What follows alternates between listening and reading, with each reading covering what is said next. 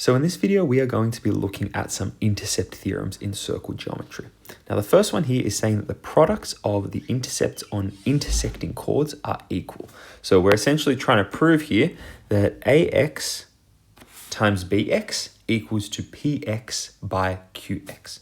So in the previous videos, we used a lot of congruent triangles to help us with our proofs. And we can pretty clearly see here that our triangles aren't congruent, but we're instead going to be trying to prove that these are similar and using these common ratios of corresponding sides to prove these theorems. Now, here I've joined AP with B and A to P and B to Q to make these triangles.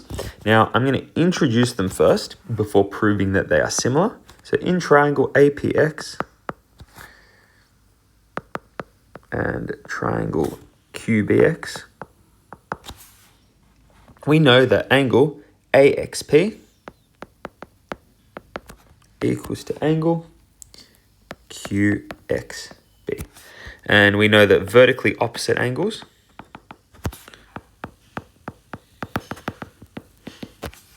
are equal. Okay, now we also know that angle APX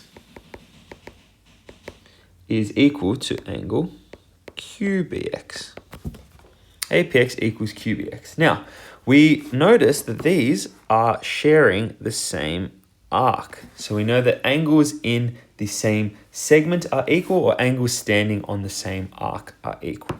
So our reason here, I'm just going to say angles in the same segment are equal.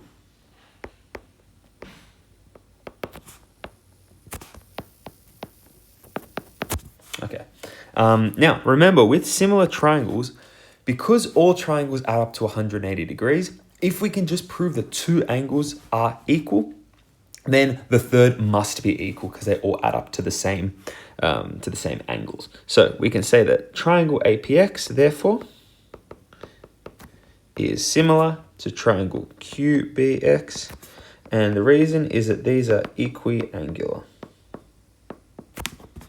Okay, so now that we know they're equiangular, we can say that because with similar shapes, there's a common ratio.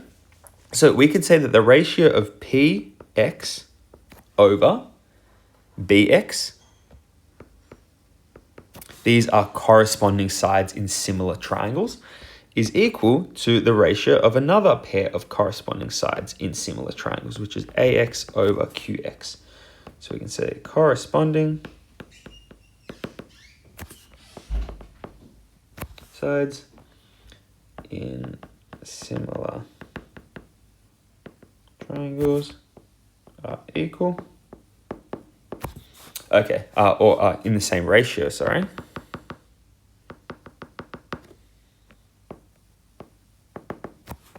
Same ratio. Now, what this has done is this has basically set up an equation. Now, we can just rearrange this equation, multiplying the BX over to get it to this side and multiplying QX to get it over to this side. Now, this is basically assumed knowledge for this, so I will just go straight into the final expression. So AX multiplied by BX equals to PX multiplied by QX. Okay, so now that we've proven the theorem, we can find the value of this unknown x. So using the theorem, we know that x multiplied by 8 equals to 12 multiplied by 18. We are using just the theorem that we proved up here. So we're basically looking at the exact same shape. And we know that our reason here is our products of intercepts on intersecting chords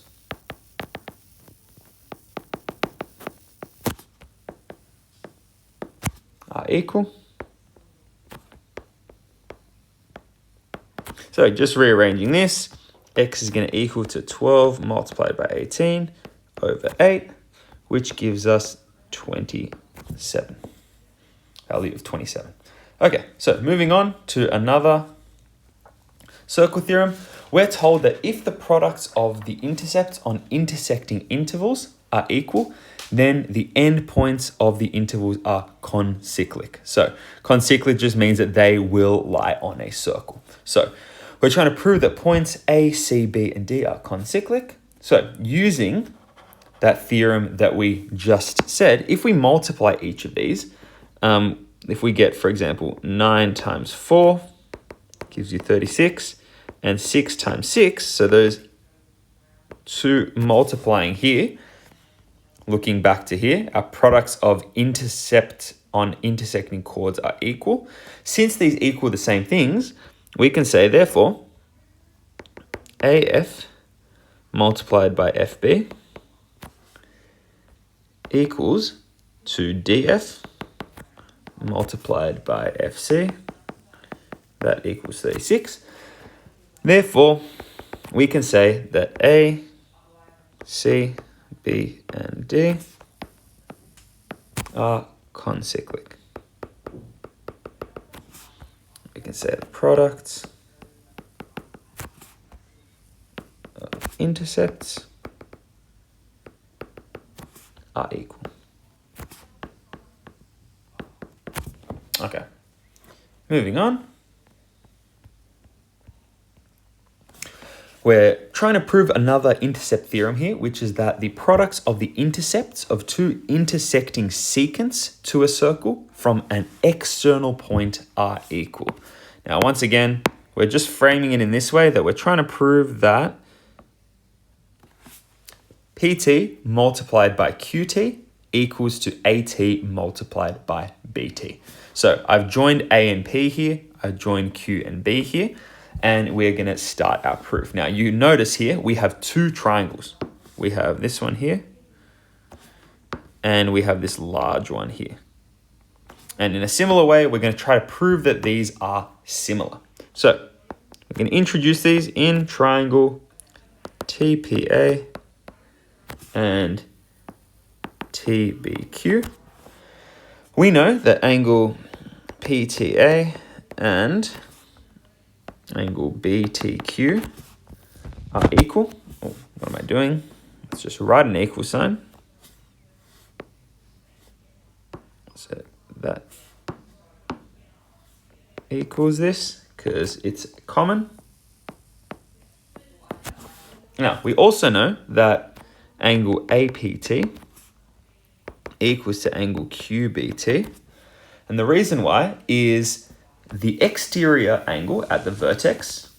So I'll write this is going to be a long reason. Exterior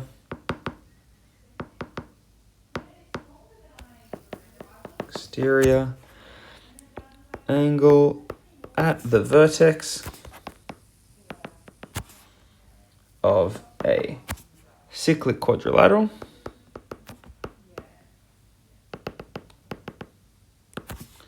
equals the interior opposite angle. This is one of our proofs from our cyclic quadrilaterals. So, because we can see these lie on a circle, and the exterior angle APT, the angle APT is equal to the exterior angle outside here. So it's equal to the opposite interior angle. So now that we have two of these, we can, like we've done before, say that TPA is similar to TBQ. They're equiangular. And then, now that we know that they are, we can make that same connection. So we can say PT over BT equals to AT over QT. And remember, our corresponding sides in similar triangles are in the same ratio. So that means that PT over BT is going to be equal to AT over QT. We can set up this equation now. So we can say corresponding sides in similar triangles are in the same ratio. Okay, and then once again, moving on to here, we can just rearrange the equation. So we know that PT multiplied by QT is equal to AT multiplied by BT. Okay, using this theorem, we're trying to find the value of x here. So we can say that x plus 9, this side up all the way here. So x plus 9 multiplied by 9 equals to 3 plus 12, that other, multiplied by 12. And we're going to give our reason. Products of intercepts on intersecting secants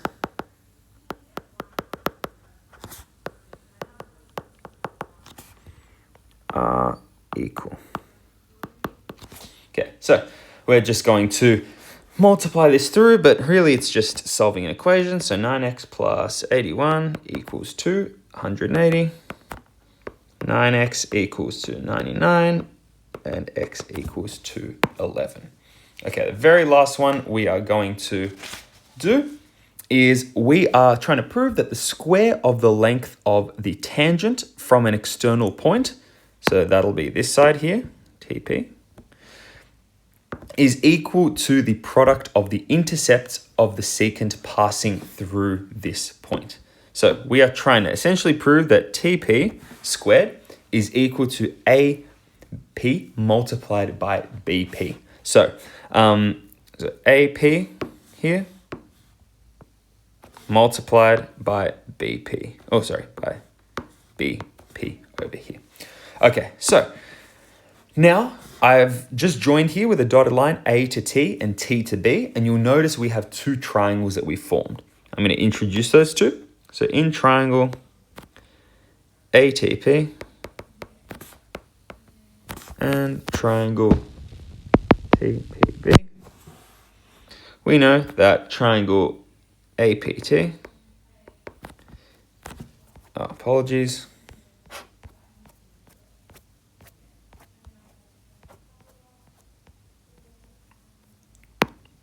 now this one, APT, is equal to TPB. That one is common. We also know that angle PAT is equal to PTB.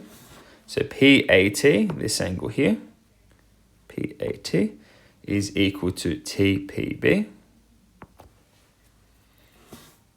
The reason we're going to give, sorry, it's PTB, apologies. So we're looking at this angle in here. The reason is that the angle between a tangent and a chord is equal to the angle in the alternate segment. We've discussed this theorem before in the past. If you're not too sure and can't recall this one, just have a look back in the previous video. But we can say that PAT equals to PTB for this particular reason. And remember, we only need two angles, so we can therefore say that triangle ATP is similar to triangle TBP. It's equiangular. Now, we just set that same thing up. So because these two are similar, we can make a connection between the same ratios here. So we can say TP over BP is equal to AP over TP. So corresponding sides in similar triangles are in the same ratio. And therefore, now we can see TP's on the bottom on the denominator of one side, on the numerator of the other side. So if we multiply this across, we'll get TP squared. And if we multiply BP across, we'll get AP multiplied by BP. And there we have our theorem proved. Finally, we're going to try to find the value of x here. So we know that our side here, TP squared, x squared, will equal to 16, that entire length here, 12 plus 4, multiplied by 4. And we're going to give our same reason. The square of the intercept on tangent to circle equals the product of intercepts on the secant. Okay, so just solving this equation, x squared equals to 64.